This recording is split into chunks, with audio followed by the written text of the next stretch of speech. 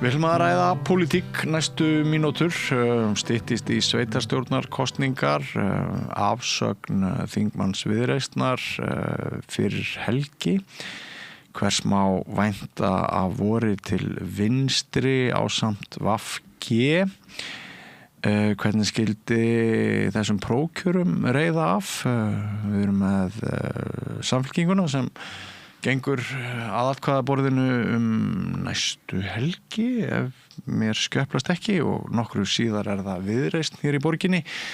Skildi meiri hlutin halda eða falla, þetta eru allt saman samkvæmisleikir sem gaman að leika og einn okkar þrautreindasti greinandi og skýrandi í sögunar ás komin hingað að rauða borðinu til þess að svara sennilega misgáfulegum spurningum. Varstu velkominn, Ólafur Harðarsson. Takk. Sko, við ætlum aðalega ræða borgarmálin. Já. En svona áður við förum þangað, ég nefndi þarna í inngangnum að Guðbrandur Einarsson ekki lengur þingmaður. Hann segir af sér út af gömlu máli. Eru við að verða líkari nágrannaþjóðunum þegar kemur að því að kjörnir fulltrúar til að halda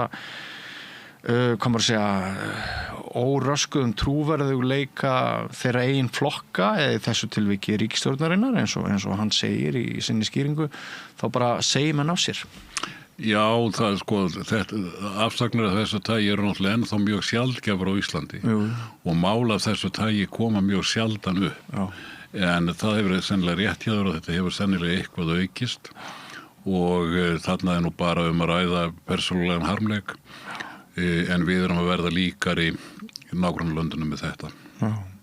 Og svolítið óvinnulegt að sko það þetta mál, það Ásta Lóa sem stígur til hliðar frá ráðherradómi og Þórður Snær tók ekki þingsætið sem hann fékk út af, þetta allt saman gömul mál. Já. Það sýnir bara að tiltekni blaðamenn þeir telja þetta mikilvægt fyrir þjóðina að fá að vita þetta. Menn geta svo haft alls konar skoðanir á því hvort það sé rétt eða ekki. Kannski segir þetta líka eitthvað fréttaskotin, úr hvaða átt þau koma. Já, þetta segir nú aðalega bara smettbeiturnar sem að þeir eru nú orðnar ansi fyrirferðarmiklar í íslenskri fjölmiðlun. Já. Ég greini á þér að þér finnst tímarnir ekki betri í dag en þeir voru áður í þessum efnum. Tímarnir eru að flestu leyti miklu betri núna heldur en þeir hafa nokkuð tíma verið áður.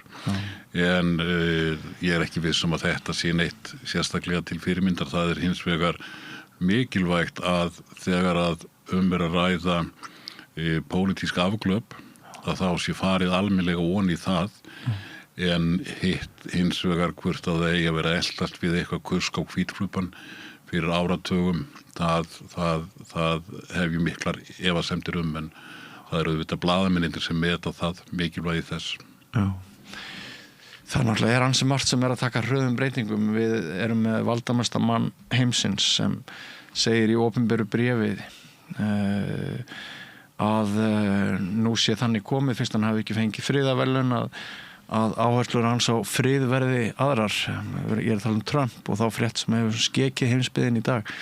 Hvað hefur þú um þetta að segja? Sem minnst annað en að það sennast á hverjum degi að það rétt eins og frjálsíþróttamenn geta bætt sig endalaust þá Trump alltaf að bæta sig í fáránleika, legum og síðan svona einfeldningslegum yfirlýsingum eins og þetta síðasta friðarverðlaunin.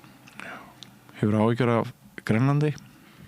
Í rauninni hef ég ekkert mjög miklar áhyggjur af Grænlandi. Ég hef enga trú á því eða litla trú á því að Bandaríkin muni láta sverfa til stáls. Trump hefur hingað til fyrst og fremst fengið þau viðbrögð frá Evrópuríkjunum að Evrópuríkin hafa talið hyggilegast að flaðra upp trúðinn. Það kannski ekki stórmannlegt en hins vegar það mjög líklega pragmatíst og kannski það skynsamlegast í stöðunni eins og hún hefur verið. Núna hefur hins vegar Trump gengið svo langt að Evrópuríkin geta ekki flaðrað upp hann í þessu máli. Þau verða að segja, og það það sem þau eru að segja núna, hingað og ekki lengra. Við gefum þetta ekki til umræðu að semja þetta. Nei. Hefurðu skilið orð okkar eigin utanríkisráðherra Þorgerðar Katrínar þannig að því að sumum hefur fundist hún vera svolítið varfærin og ég hef talað hans í sjarmerandi maður og eitthvað svoleiðis, hefurðu skilið þau í ljósi þess sem þú ert að nefna að hún vil ekki styggja goðið? Já, mér hefur nú sýnst að hún og Kristrún Frostadóttir þær hafi nú bara reynt að feta þetta einstigi og fylgja í rauninni þeirri línu sem að bandalagsþjóðir okkar á Norðurlöndunum og í Evrópu hafa verið með, en þeirra afstaða til þessa yfirgangs Donald Trump og til þeirra stjórnarhátta sem að hann hefur verið að þróa í Bandaríkjunum, þær fara ekkert á milli mála. Og auðvitað er það þannig að ábyrgir forystumenn, það er yfirleitt er það ekki skynsamlegt að vera með stórirði og illirði, jafnvel þó að mönnum mislíki, sína sæmilega kurteisi. Svona áður við förum í borgarpólitíkina sem var nú ástæða þess að ég kallaði hérna Rauða borðinu, ein lítil spurning, eigum að segja upp varnarsamningnum við Bandaríkin? Það held ég ekki. Nei. Varnarsamningurinn er ennþá gríðarlega mikilvægur fyrir Ísland og það er engin ástæða til að segja honum upp af okkar hálfu. Við verðum bara að vona það að Bandaríkjamenn segja honum ekki upp. Já. Herðu, þá að borginni og kannski sveitarstjórnarmálum víðar land, sjáum hvert samtalið leiðir okkur. Það eru svona rétt 4 mánuðir í kosningar. Byrjum vítt. Er eitthvað sem bendir til þess að til dæmis vinsældir Kristrúnar Frostadóttur og Samfylkingarinnar sem hefur mælst mjög vel núna lengi, er eitthvað sem bendir til þess að það fólk sem að býður sig fram undir merkjum Samfylkingarinnar kannski víða á land muni njóta þess? Já, það er líklegra að frambjóðendur hennar njóti þess frekar en gjaldi þess. Það gildir gjarnan flokk sem að er mjög vinsæll. Það eru töluvert tengsl milli svona úrslita á landsvísu eða niðurstaðan á landsvísu og í sveitarstjórnum, en það eru líka staðbundnir þættir. Þannig, og við vitum oft ekki fyrirfram hvað gerist, en hins vegar eru mörg dæmi það að úrslit sveitarstjórnarkosninga fyrir tiltekinn flokk víki verulega frá því fylgi sem þá sá flokkur fékk í kosningum.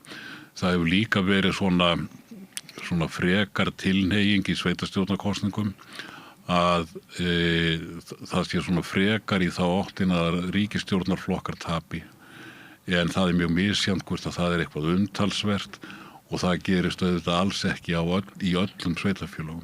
Þannig að þarna eru engar einfaldar skýrar reglur.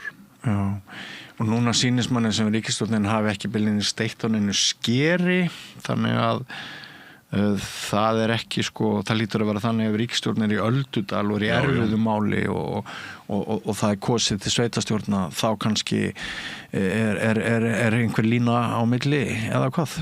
Já, ríkisstjórnin núna er bara í góðum málum, að minnsta kosti ef við lítum á mælingar á fylgi og stuðningi við stjórnina, en við höfum dæmi það að óvinsælar ríkisstjórnir hafa haft gríðarlega áhrif og kosningaúrslit í sveitarstjórnum og skýrasta dæmið er frá Reykjavík, þar sem Sjálfstæðisflokkurinn hafði meiri hluta áratugum saman til 1994. Stærstu sigrar Sjálfstæðisflokksins á því tímabili voru í 3 kosningum. 1958 þegar Gunnar Thoroddsen var borgarstjóri, 1974 þegar Birgir Ísleifur Gunnarsson var borgarstjóri og 1990 þegar Davíð Oddsson var borgarstjóri. Í öllum þessum 3 kosningum þá fékk Sjálfstæðisflokkurinn í kringum 60% atkvæða í borginni. Og sumir héldu að þetta væri bara vegna þess að þessir 3 borgarstjórar hefðu verið svona rosalegir atkvæðaviðarar, en gleyma því að þar sem þessar 3 kosningar eiga sameiginlegt er að á öllum tímunum þá var í landinu óvinsæl vinstri stjórn. Þannig að fyrir minn hatt það sem sé stjórnar, eða sem sé eru þessi stórsigrar ekki sem sé endurspeglaðir ekki vinsældir borgarstjóra, ekki heldur hvað var að gerast í borgarmálunum. Það er endurspeglað á mjög skýran hátt það sem var að gerast í landsmálunum. Og þetta getur gerst, en það gerist ekki alltaf. Þetta er einmitt mjög áhugavert. Ef við horfum til Reykjavíkur núna, sýnist þér sem meirihlutin gæti haldið? Já, ég held að hann gæti haldið.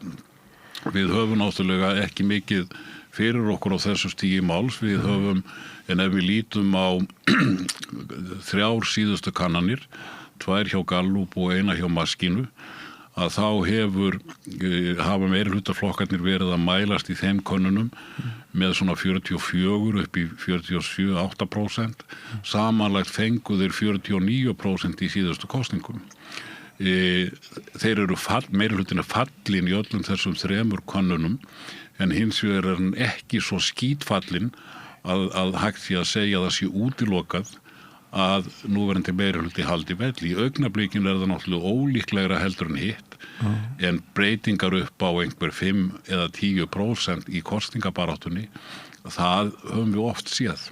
Þannig að það er oft snemmt að afskrifa hann. Heldur að skipti miklu máli til dæmis hvort Heiða eða Pétur verður borgarstjóraefni Samfylkingarinnar, eða svo maður horfir til Viðreisnar þar sem 4 er að berjast oddvitasætið? Heldur að úrslit úr þessum kosningum skipti miklu máli? Já, það eru margir sem halda að það skipti eiginlega sköpum hver sé leiðtogi á listanum, og auðvitað getur það skipt máli og það skiptir máli að vera með öflugan talsmann. Hins vegar held ég að áhrifin af leiðtogunum séu oft ýkt, og ég hef engar forsendur til þess að dæmi það hvort að Heiða eða Pétur Martinsson séu líklegri til þess að auka fylgi Samfylkingarinnar.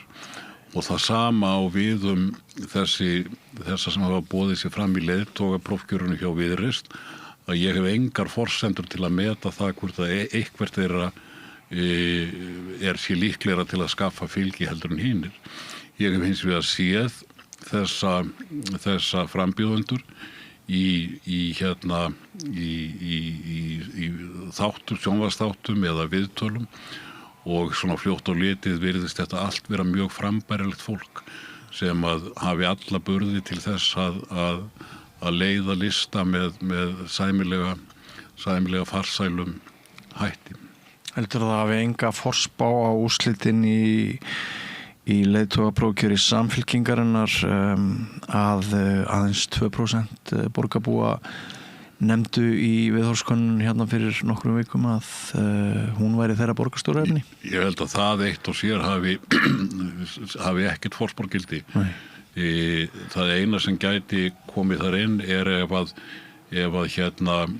umtalsverður hópur af kjósendum í prófkjörinu hjá Samfylkingunni lítur svo á að þessi mæling sýni það að Heiða Björg sé mjög veikur kandidat og mjög veikur leiðtogi, þá gæti það haft áhrif á þeirra atkvæði í prófkjörinu, en ég er þeirrar skoðunar að slík túlkun á þessum niðurstöðum sé eiginlega alveg fráleit.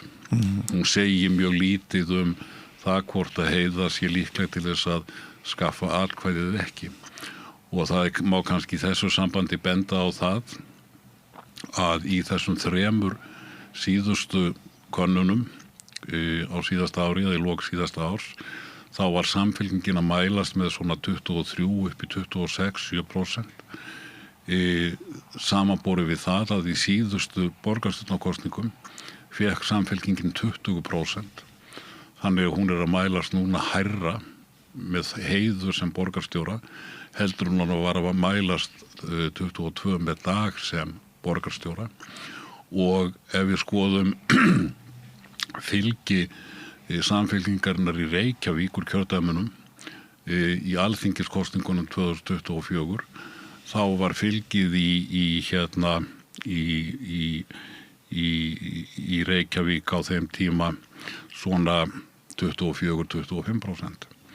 Þannig að það ekki eins og Samfylkingin sé í einhverju stórkostlegu hrapi í Reykjavík, ekki með við þessi gögn. Að vísu hefur Samfylkingin verið að mælast hærra heldur en kjörfylgið í Reykjavík kjördæmunum undanfarið í þegar menn eru spurðir um þingkostingarnar. En þetta getur engan veginn talist einhverjar skelfilegar niðurstöður fyrir Samfylkinguna þessar kannana niðurstöður núna. Margir halda að Miðflokkurinn geti komið öflugur inn í sveitstjórnarmálin núna á grunni þeirra mælinga sem gerðar hafa verið fylgi flokksins á landsvísu. Náttúrulega hástökkvari síðustu mánuða. Áttu vona á það gangi eftir? Já, sko, í síðustu borgarstjórnarkosningum fékk Miðflokkurinn 2% atkvæða. Hann hefur núna verið að mælast í kringum 10%.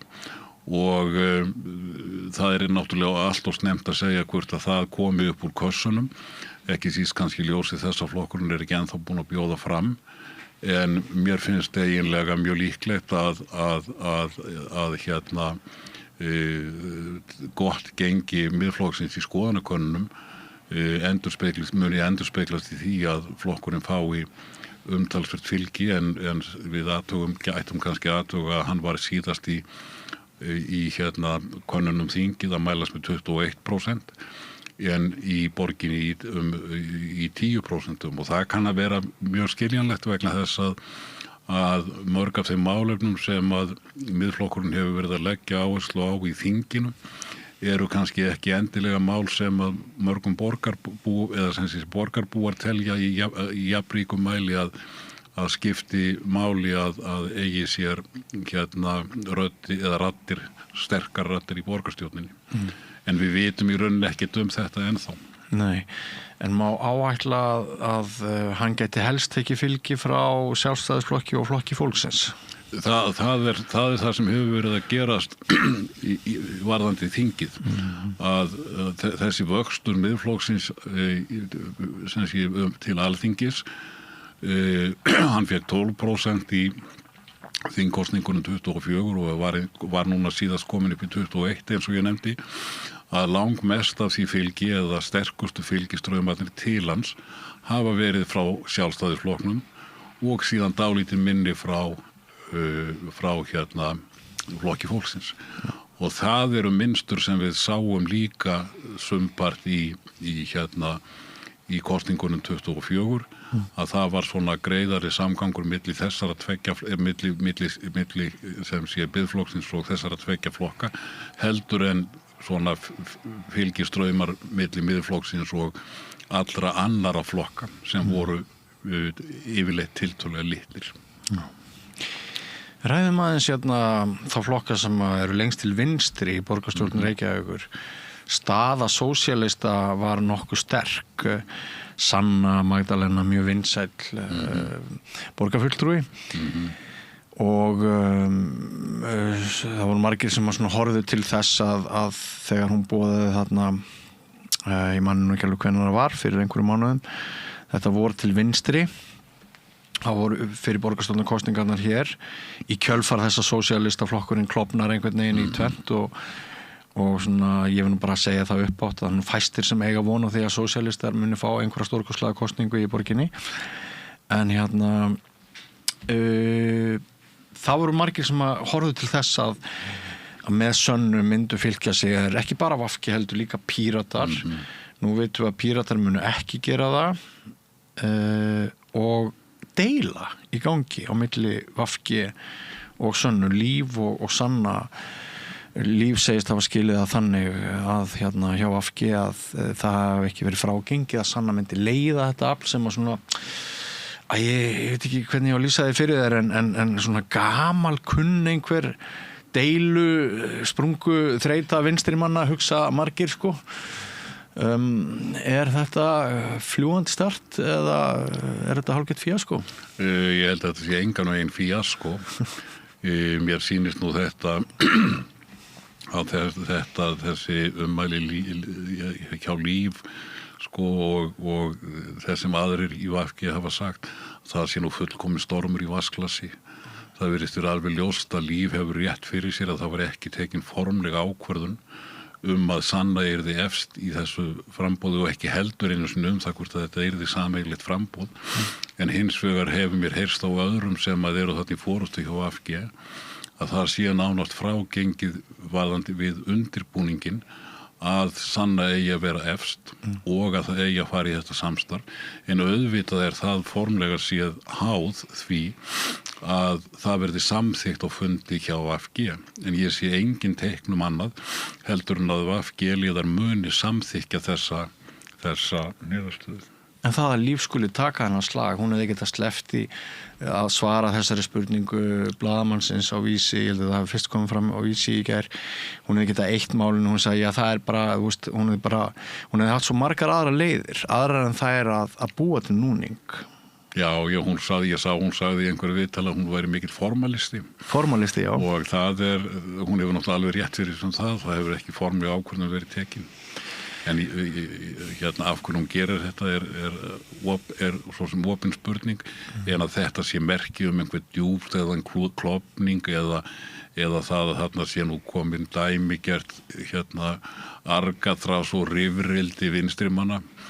Ég gef nú ekki mikið fyrir það og argaþrás og þetta nú gömul kenning sem að gekk undir nafninu glundróðakenningin í Reykjavík það sem var kenning sjálfstæðismanna það að vinstriflokkarnir í Reykjavík þeir væru svo sjálfum sér sundurþykkir að þeir myndu aldrei geta stjórna saman það var náttúrulega rækilega afsannað með Reykjavíkurlistanum og kjörtímabilinu 2006 til 2010 þá var nú sjálfstæðisflokkurinn með einhverja 3 borgarstjóra í mann rétt og það var algjör upplausn meiri hlutan af því kjörtímabili þannig að þar sannaðist glundróðakenningin ekki á vinstri mönnum heldur á sjálfstæðismönnum sjálfum.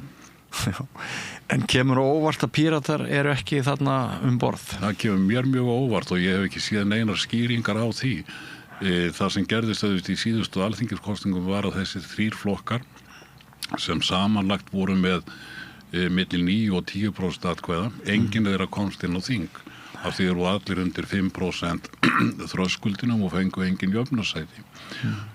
Íslenska kosningarannsóknin bæði 2021 og líka þegar við spurðum eftir kosningarnir 2024 sýnir að málefnalega eru kjósendur þessara 3 flokka mjög nálægt hver öðrum. Þannig að út frá viðhorfum kjósendanna að þá sýnist manni augljóst að þeir gætu allir stutt sama framboðið. Og það kemur auðvitað í ljós þarna að út af þröskuldinum í þingkosningunum að þá heppilegra fyrir þessa 3 flokka að bjóða fram í einu lagi. Það þetta gildir ekki á sama hátt í borginni því þar þröskuldurinn til þess að vera öruggur með að fá 1 borgarfulltrúa lægri til þess að vera öruggur með að fá borgarfulltrúa í Reykjavík þar sem eru 23 fulltrúar þá þarf að fá 1/24 af atkvæðunum og það gerir réttæfli á 4,2%.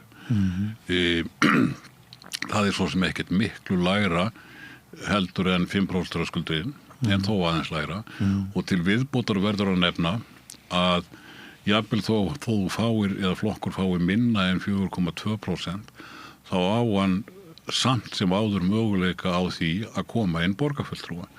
Það hvort að það gerist ræðist hins vegar af því af skiptingu atkvæðana milli flokkana. Þannig að eftir því sem fleiri flokkar eru í framboði þá áttu séns á að komast inn með færri atkvæði. Ég tók þetta nú saman að ef það eru 16 framboð í framboði Reykjavík að þá gæti dugað, það er hugsanlegt að þú kæmist inn með 2,6% þó að það sé náttúrulega ólíklegt. Ef það eru 8 framboð þá áttu séns á að komast inn með 3,3%. Þannig ef við viljum nú sleppa dítalgerðari tölfræði, þá getum við sagt að svona almennt talað þá þarf til þess að koma inn manni í Reykjavík, þá þarf það að vera með á bilinu 3-4%. Af því hún nefndi Reykjavíkurlistan, Stefán Jón Hafstein, hann, sem var nú fyrir mótamaður í því apparæti öllu, hann skrifaði svona eftirsjár færslu á Facebook daginn og var að spá í hvort það væri hægt að blása lífi í Reykjavíkurlistan. Þetta nú falleg fortíð frá hjá Stefáni Jóni, en ég held nú að það sé ekki mjög líklegt að honum verða ósk sinni. Nei. Sjálfnir, þar virðist nú vera að þeir hafi náð einhverju sáttum Odditan, Hildi og ætla þeir ekki bara eftir einhverjum geðþótta að velja fólki með henni? Já, það er nú kannski óþarf að kalla það geðþótta, það er sem sé uppstillingarnefnd eða kjörnefnd eða hvað hún nú heitir sko, sem er með tölverðum fjölda fulltrúum. Nú formlega séð þá hefur Hildur ekki með það að segja hverjir raðast á listan, en hins vegar er náttúrulega augljóst að það hyggilegasta sem að kjörnefndin gerði væri það að fara mjög eftir óskum Hildar skipun manna á framboðslistan. Sjálfstæðisflokkurinn núna hefur verið að koma mjög vel út úr könnunum. Í þessum 3 könnunum sem ég nefndi áðan, þá hefur hann verið að mælast með á bílinu 31 og upp í 36%. Og það eru mjög eftirtektarverða tölur, sérstaklega í ljósi þess að í báðum Reykjavíkurkjördæmunum í þingkosningunum 2024 var flokkurinn að fá 17-18%. Þannig að Hildur er núna að skaffa, ef við viljum orða það þannig, skaffa 2-falt fleiri atkvæði heldur en Guðlaugi Þór og Áslaugu Örnu tókst að gera í þingkosningunum. Nú, af hverju taka þeir upp þessa aðferð að vera með uppstillingu en ekki með prófkjör? Þrátt fyrir það að prófkjör hefur verið aðalsmerki Sjálfstæðisflokksins í áratugi og maður hefur hlustað á endalausar ræður þeirra að í rauninni prófkjör séu eina lýðræðislega aðferðin. Og ég hefur reyndar alltaf verið ósammála því, prófkjör er lýðræðislega aðferð og getur verið fín, en það getur líka verið skynsamlegt fyrir flokka að ákveða að vera með uppstillingarnefnd og það er ekkert ólýðræðislegt við það. Nei. En af hverju kjósa þeir núna að vera með uppstillingu?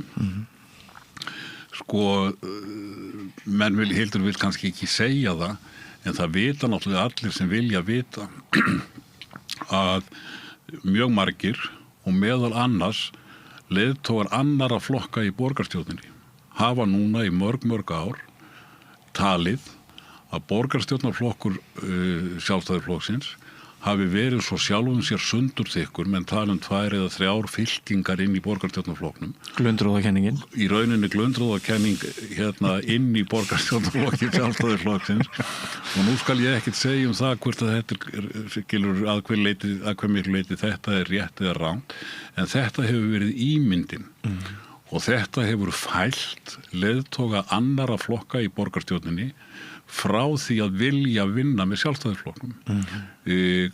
Þó að það komið auðvitað þar ýmislegt fleira til. Af hverju er þá þetta sundurlyndi eða fylkingar í borgarstjórnarflokknum ef svo hefur verið raunin, að þá er það náttúrulega vegna þess að í prófkjöri þá er bara verið að kjósa á milli einstaklinga og það er ekkert verið að passa upp á það að inn í borgarstjórnarflokkin eða á framboðslistan veljist fólk sem er tiltölulega samhent og getur myndað svona ásýnd sameiginlegs lista. Svona eins og þú býr til knattspyrnulið ekki bara úr bestu einstaklingunum heldur hvernig hópurinn virkar sem lið. Bara sem sé flokkurinn í rauninni prófkjöri, þá ræður flokkurinn því ekki að hann færi ekki að stilla upp sínu sigurstranglegasta liði. Sko þetta gæti sagt að þetta er eins og til að mynda stjórinn hjá Manchester United, hann fengi ekki að velja liðið sitt sjálfur, heldur væli höfðu skoðanakönnun meðal allra stuðningsmanna Manchester United það hverjir ætti að vera í liðinu. Og það verið náttúrulega rosalega lýðræðislega. En út frá þessum hugleiðingum öllum, þá virðist mér að það sé í rauninni verið að taka þess aðferð upp hjá Sjálfstæðisflokknum til þess að flokkurinn geti sett fram samhentan lista. Einstaklingar sem að ekki bara sjálfir, heldur leiðtogar annarra flokka og kjósendur, trúi því að þeir geti unnið almennlega saman. Vandinn við þetta, og þetta auðvitað hægt að gera, vandinn við það hins vegar sá að ef að borgarstjórnarflokkurinn undanfarin ár hefur verið svona rosa í þremur fylkingum og mikið ósætti innan hans, að þá náttúrulega þú ætlar að laga það, ef þetta rétt. Og þá náttúrulega liggur fyrir að það sem þú þarft að gera að setja út að minnsta kosti einhverja einstaklinga sem að hafa verið í borgarstjórnarflokknum undanfarin ár. Það aldrei auðvelt verk að henda gömlum fulltrúum út. Þeir kannski sitt persónufylgi. Það náttúrulega þannig að þessir fulltrúar sem menn hafa helst talað að rekist illa í borgarstjórnarflokknum, að þeir eru náttúrulega að sitja þar vegna þess að þeir hafa unnið prófkjör. Og þeir eiga sitt bakland. En ef að flokksforustan ætlar bara að stilla upp óbreyttum lista sögum og voru síðast, þá nú til lítils unnið að hafa farið frá prófkjörsleiðinni yfir í uppstillingarleiðina. Þannig að ég á nú von á því að það verði umtalsverða mannabreitingar í efstu sætum hjá Sjálfstæðisflokknum þó að auðvitað sé engin leið að fullyrða það. En mér finnst það eiginlega að vera svona því lógíska í stöðunni. Já, það verður spennandi að sjá. Nú, Framsóknarflokkurinn mjög veikur og það svona, ég veit ekki hvort við höfum neitt mjög mörg orð það, en það virðist ekki mikil stemning fyrir stuðningi við borgarstjórnar. Hann stendur náttúrulega bara mjög illa á landsvísu, hann verið mjög lélegur í skoðanakönnunum til Alþingis, hann ekkert búin að jafna sig eftir rakfærinir að síðustu þingkosningum. Það kannski hins vegar rétt að hafa í huga að sem sé 22 þá fékk flokkurinn 19% í Reykjavík. Í kosningunum þar á undan hafði hann ekki verið með neitt fulltrúa. Svona til loftbólufylgi bara? Verið á bilinu 2-3-4%, þannig að í sjálfu sér það að vera að mælast núna með 3-4% í sjálfu sér ekkert nýtt hjá Framsóknarflokknum. Framsóknarflokkurinn var hins vegar mjög sterkur í Reykjavík á svona 7. áratugnum og fyrir hluta 8. áratugurins. Þá var hann með milli 15 og 20% fylgi í sveitarstjórnarkosningum í Reykjavík. En þetta, hvað þú vilt kalla það, ég vilt kalla það loftbólufylgi, ég hefði nú frekar kosið orðið lausafylgi, að það alveg ljóst að 22 sópaðan til sín fylgi frá víða að, en það eins og ofta áður easy come, easy goes, að lausafylgið það fljótt að koma og það fljótt að fara, og núna virðist það eiginlega allt vera farið. Og flokkurinn hefur verið að mælast með þetta 3-4% í einni könnun að minnsta kosti af þessum 3 var hann ekki inni með borgarfulltrúa, en líklegast að hann fái einn borgarfulltrúa minnsta kosti, og auðvitað Framsóknarflokkurinn hefur oft verið með öfluga kosningabaráttu og það auðvitað allt og snemmt að afskrifa hann. En staðan ekki, en það eins og sagt það á brattan að sækja fyrir Einar Þorsteinsson. Og eins með flokkfólksins. Já, hann hefur nú verið að mælast svona í flestum svona 3-4-5%. Hann var náttúrulega hins vegar, hann hefur ekki verið að tapa vegna þess að í síðustu sveitarstjórnarkosningum þá fékk hann 5% og einn fulltrúa. Og miðað við þessar kannanir eru nú meiri líkur en minni á að hann væri inni með einn fulltrúa. En það getur auðvitað breyst. Nú, þú kannski heyri stundum út á götu að Samfylkingin sé búin að vera of lengi við stjórn borgarinnar. Heldur að það sé orðin veikleiki hjá henni að þau setið allan tíma og það svo sem mikil óánægja borgarbúa eins og þú hefur sjálfur bent á bæði með meiri hluta og minni hluta. Það bara Reykvíkingar eru bara ekkert mjög sáttir við borgarmálin. Nei, en hins vegar þá hef ég líka bent á það að þessir ósáttu kjósendur þeir koma nú samt langflestir á kjörstað og kjósa annarkvort meiri hlutan sem þeir eru ósáttir við eða minni hlutan sem þeir eru líka ósáttir við. Þannig að spurningin hvort að þetta bara hávaði, hvort að þetta þýðir eitthvað. Og ég held að þetta hafi nú mjög takmarkaða merkingu, svona mælingar með óánægju og ánægju. Já. Út frá kenningum að spilling verði frekar hjá öflum sem ríkja lengi sem ríkja lengi. Margir fögnuðu stjórnarskiptunum, algjörum stjórnarskiptum þegar í fyrsta skipti Sjálfstæðisflokkur, Framsóknarflokkur, hvorugur flokkana var í meiri hluta, það var reyndar ekki fyrsta skipti sem þeir voru ekki meiri hluta, en það urðu semst algjör stjórnarskipti. Í landstjórninni? Já, í landstjórninni. Og það voru margir sem að fögnuðu því með þá svipuðum rökum og sömu nota núna Samfylkinguna að þegar það búin að ríkja svona lengi þá sé hætta á einhverri klíkumyndun, menn verða latir, þú þekkir þessu umræðu? Já, þetta var reyndar í annað skiptið.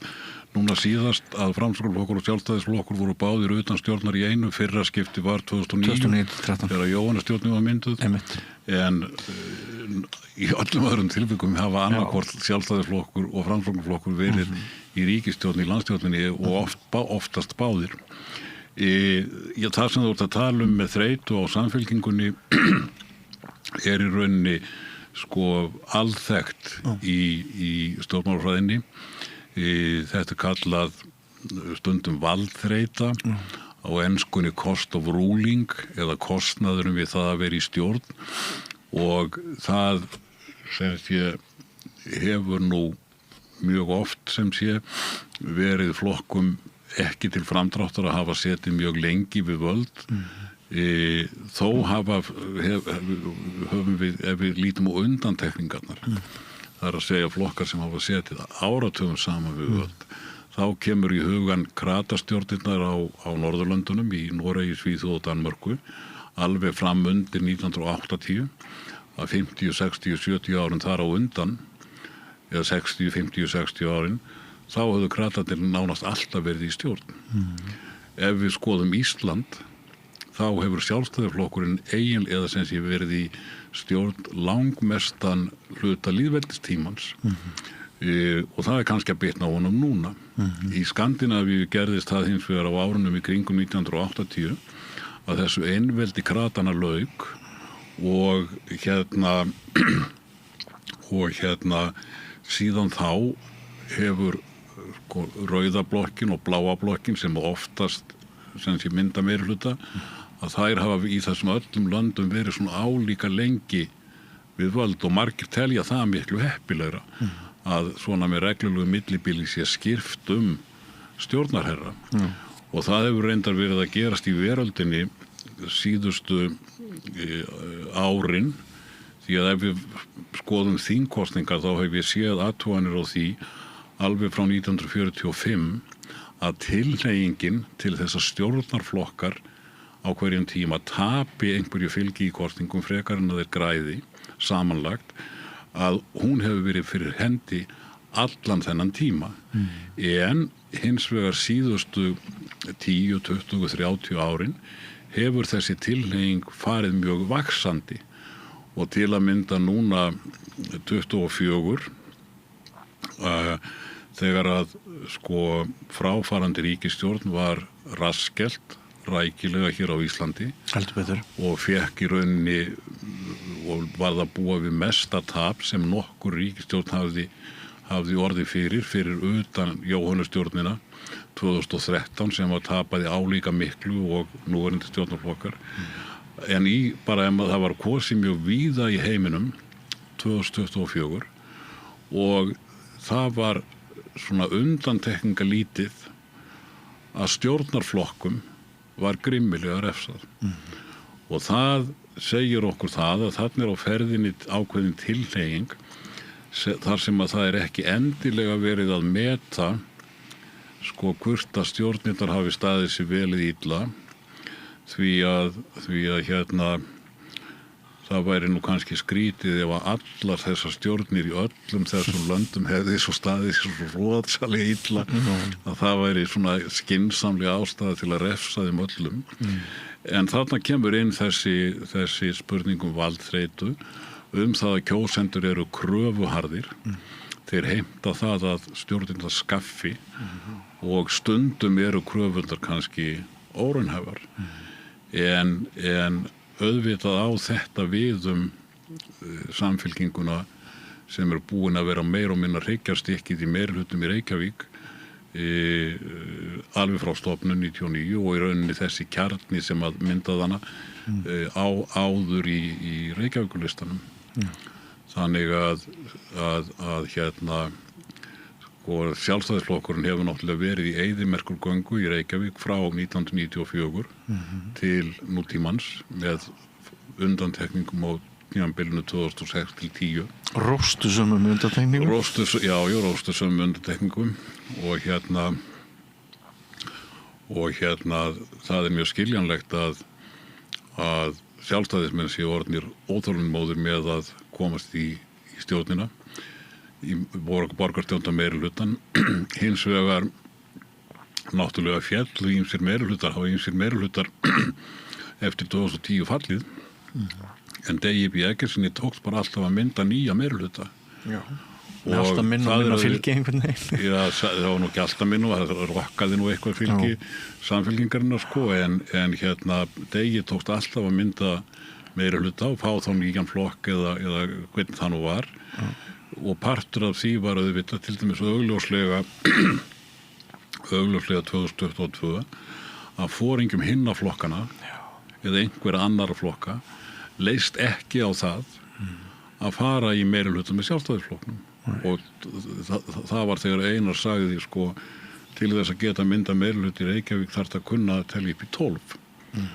Og hann hefur líka lýst í yfir held ég kannski ekki opinberlega þá en svona síðar að hann á þeim tíma hefði hann helst viljað fara í meirihluta með Sjálfstæðisflokknum en það strandaði á Viðreisn sem að vildi ekki fara í meirihluta með Sjálfstæðisflokknum á þeim tíma.